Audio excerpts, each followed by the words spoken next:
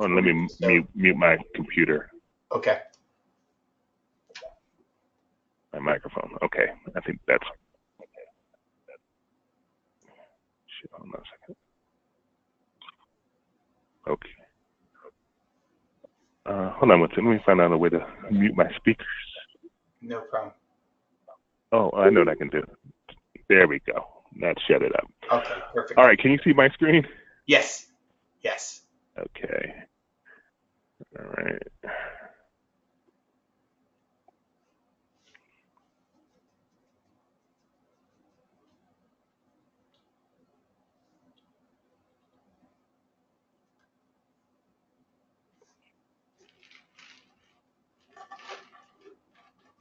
That's another piece, that sign in. So we would need to work on it. Our single sign-on Okay. Yeah. Yeah. as well, which is SAML ping federate process today. That would be no problem. Okay, let me get that out of there. And so I'm going to offers. I'm going to hit create offer. Okay. We have a new offer. We're launching a new form. Right now, I'm not as familiar with the new form, but let's take a look at the current form first, and then we can see what's on that demo site. So it's been around a good long time, as you can probably see here. But this is where the user would be dropped, and the first thing they would do is kind of choose the offer type. Okay. And there's two offer types. There's a rewards offer, and then there's a non-rewards offer. And really quick, if you select rewards, what the user is asking is for their offer to be included into our Marriott, our loyalty email channels. And so when we're sending emails with offers out, you're saying, hey, I want my offer included in that email. Okay. For this non-Marriott rewards process, what the user is asking for is for a landing page to be created for that specific offer that sits off of Marriott.com. Okay. Our properties then take that URL and then they merchandise it locally, or however they wish, and they're driving people to that landing page to book that specific offer. Okay. So you select your offer. Based on that, there are different subtypes available. Yeah. You can see the different types here. Yes. Scrolling down a series of inputs, we're asking for a stay window and a booking start date and booking end date. So this is booking start date is when the offer is available to be booked, and the stay window date is kind of when that offer can be actualized, when the customer can actually come on property and that offer. So let me see if I can. I'm going to try and fill this out so I can get us to the next page. And there's specific rules here. Like there's a rule that is this, and I'm not real clear on the rules. We have our SMEs that would can deliver all this information. Okay. Like you probably can't start the date in the past or like tomorrow or something. Yeah, exactly right. That's exactly right. Okay. So I'm trying to do this so I can get us to the next page. There's not much more than this. So here we pull in all of our property locations. This is coming from a locations database that we provide to the vendor, and they manage on our behalf. How often how often does that change? Is that something that is refreshed like nightly? Nightly. It's a nightly feed. Okay. Yeah, that refreshes. Okay. So you have the opportunity that you can save this. Like, so if you have a list of properties that you're always going to be working with, you can put them down here and then give it a name and save those to a quick list. Okay. A couple other things up here. If you want to, if you have a team of people that you're working with and you want to share access to these offers, you can create a team and select a team and say, okay, I want to share this offer with this team. Okay. We also have folders that where users can kind of categorize their offers, and organize them for future reference. Yeah.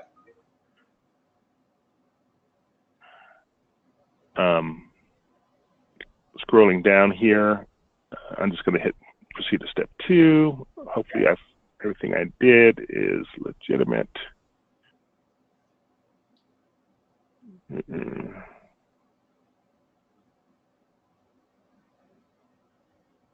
4 and 12 weeks apart on the date. Oh, here we go. Yeah. Must be between 4 and 12. Okay, so not enough. So we'll go to September. That should do it. Okay.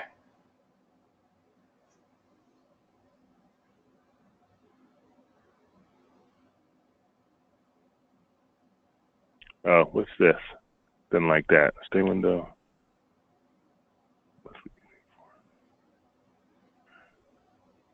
All right, let's just check. I'm sorry. Okay. Seems like your dates are okay, but maybe it's too close. I don't know. Yeah, it's still churning here. Oh, okay. There we go. Now we're going. All right, cool. All right. So now we're in step 2 of the form, and I selected bonus miles, so now it's asking me about, are you going to be in partner channels? What's the number of miles? On what basis are you getting these miles per night or for the entire stay? Yeah. So you can just see the different inputs here. Yes. Down here, we're asking for some free-form text. So we have, an offer title. We need a teaser copy to show in a small space. We need a fuller, longer description. We've got character counts here. You can see that for a full offer description. These are generic terms and conditions, and all this can be is editable. Okay. You can add additional terms down here. And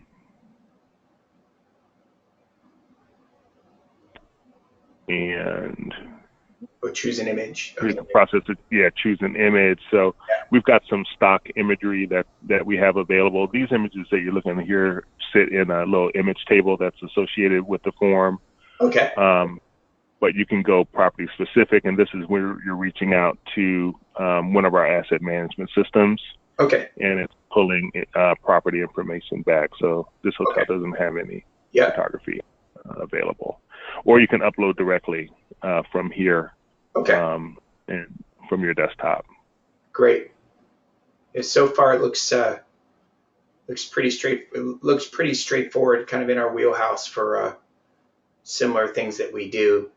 All of the conditional fields just basically based on the reward type. Then you have different values you have to fill out. Exactly. Okay. Exactly. Yeah. And we've mapped this process out. We just remapped it out with our subject matter experts, because I said, we're launching a new form within the next few weeks. So this is all very fresh documentation that exists for it.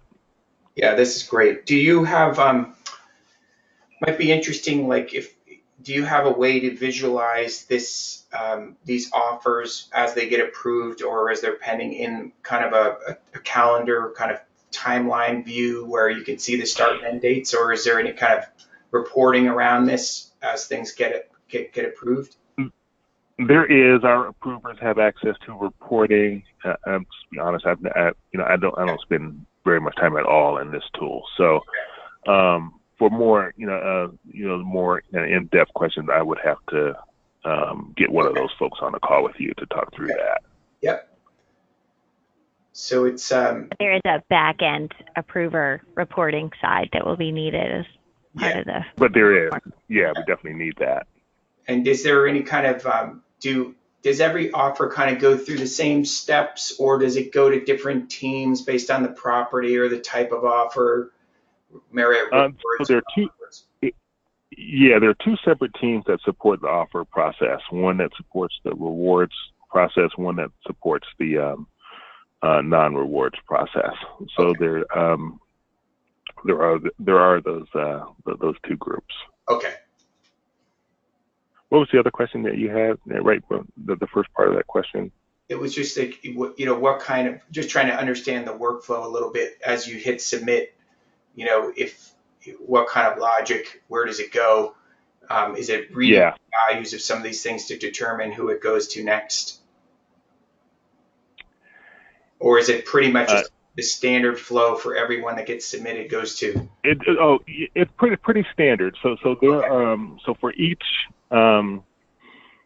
offer, specific offer and sub offer, that would be a a unique form. Okay. But there's certainly enough. There's a lot of commonality, right? Similarities in things that are shared across all those different those offers and the forms that support them. So, the approach that we've taken is, get the most complex offer built out, the most complex form built out, Okay. and then, take that and create the other forms Okay. from there. Got it. That may not be the approach that makes sense for Brand Maker, but that's what we've been doing on our. Okay. Yeah. Well, it's nice Right. that you've already kind of gone through the exercise of understanding what you want to collect and everything, because that's half the battle is just sometimes discovery, and you're starting with a blank piece of paper. You don't really know what you want. You guys already have something here, so it makes it a lot easier. Yeah. Is any of this content that's being typed in flowing into a template, or is that separate? In other words, like you've had those description information, that kind of stuff. Mm-hmm. Would any of the text copy be in maybe an asset that was produced to support the offer, or is that's kind of a No. separate creative process? Right. Yeah. No, it wouldn't be flowed in from another Okay. doc. We have some customers. It wouldn't need to have an automated flow in. No. Okay. All right. Gotcha. We're capable of that. It just wanted to know if that was something that was important or not. If not, then Well, maybe. We have a group. So we would want the ability to kind of import in a large, like a group of properties. okay. Right. And so for example, on step one, instead of going through and selecting 100 of them, Okay. coming through a list, hey, let's import, a CSV file that has all the market codes, and some of the valid values that we need. Yeah, we would want that. We would want access to that type of functionality for sure. Okay. Got it. That's Yeah. great. So this is one component. The other component of the offer, or at least the high level offer, would involve the traditional web to print stuff, right? For the 16 to 18 brands. Yes. Okay. That's right. And That's right. is there, in not knowing a whole lot about the Marriott, obviously I know about the Starworks side, but the Marriott not as much. Is there anything that you like about your current web to print system that you would want us to replicate, or do we use the Starworks model as kind of our baseline? By Friday's a pretty quick timeline to try to get some high level numbers to you. Yeah, I would definitely say we want to. Yeah, it'd be great. Yeah, we want to look at Starworks as that base. Okay. Model for sure. Certainly there are things that are different across the platforms. But none of the things that stick out in my mind are things that I would be expecting you guys to deliver. At the with this transition. If we because one of the things we'd want to do with you at some point is obviously want to get you some high level numbers so you can see kind of where in the ballpark we might be. But at some point, if we could, we'd like to put together a proposal that's even more something that you could present internally and that we could present to anyone who have to make the final decision. So we actually have, kind of some mock-ups or something else that we could show you and get more specific. But if we can get you high level numbers, I guess that's your goal right now, right? Is it bigger than a bread box kind of a thing? What's it going to take us to do that? Exactly. Okay. From the software side, actually fairly straightforward. From the services side, migration activity or anything else that needs to happen without any discovery, that can be challenging sometimes. How much, what kind of direction can you give us there in terms of any migration of content or anything that would have to happen between the existing environment and the new environment? Would you move? Would you? I guess we probably construct templates differently. Um, Mm-hmm.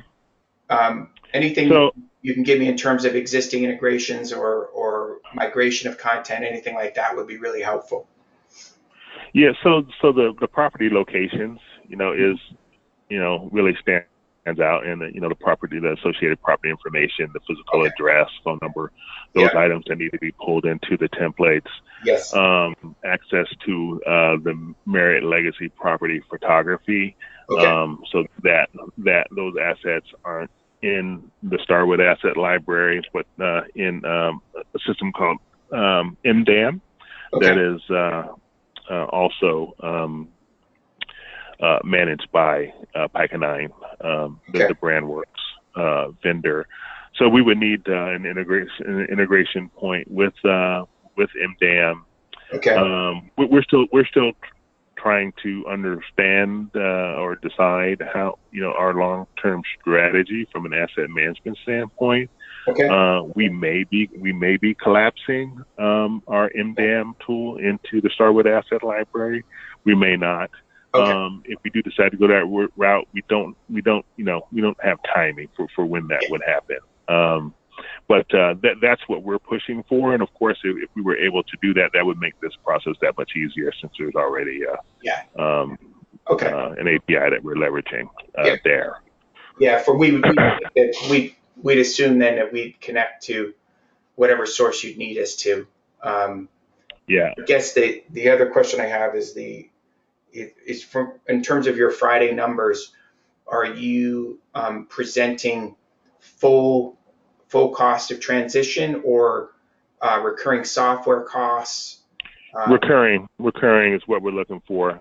Okay. Right. I would say right now, there'd be some development work to support it. If there's if you can identify, those content migration pieces of it, to the extent that you can, frame some hours around that or dollars around that, that's great. But I think what my leadership is looking for right now is what the recurring software, subscription fees would be ongoing. What is your preference in terms of a license model? Are you looking for something that is a lot of these systems are named user based, but is it a fairly transient audience that you have a big pool of people that could potentially use it, and only a certain number of people actually use it on a monthly basis? Do you have any preferences in terms of the structure of a license agreement that would be best for you guys?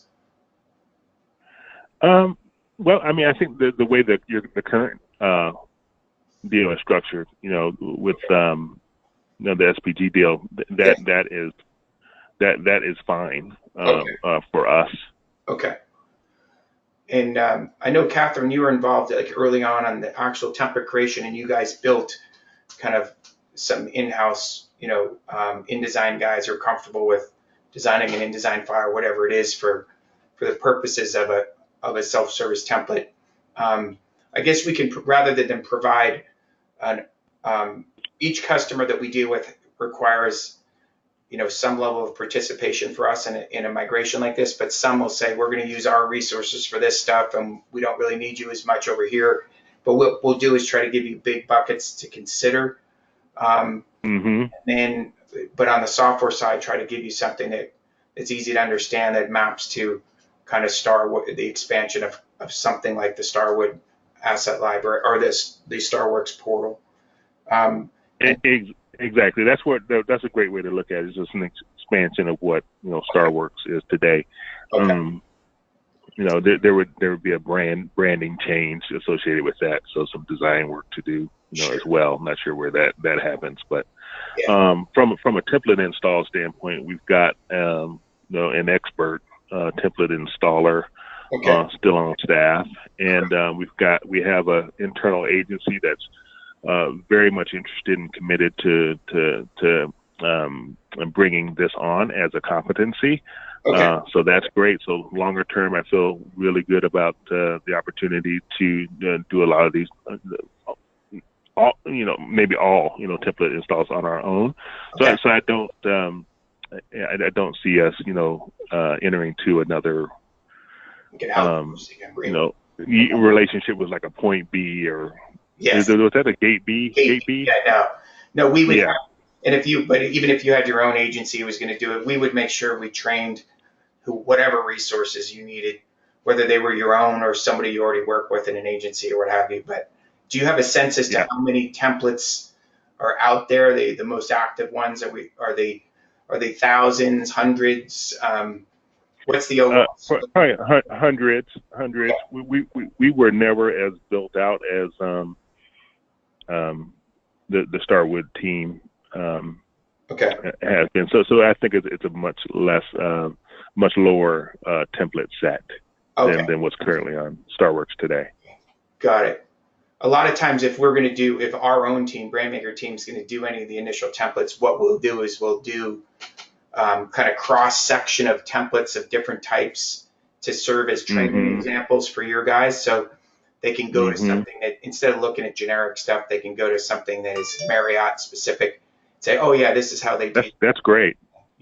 That's usually how we do it. Okay. Okay.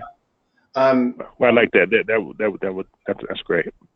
Timing wise, you have obviously this is budget season, so all our customers are trying to figure out what they're going to do in next fiscal year. But are you up against any timelines with your current subscription term where we would have to be live by a certain time if you made that decision?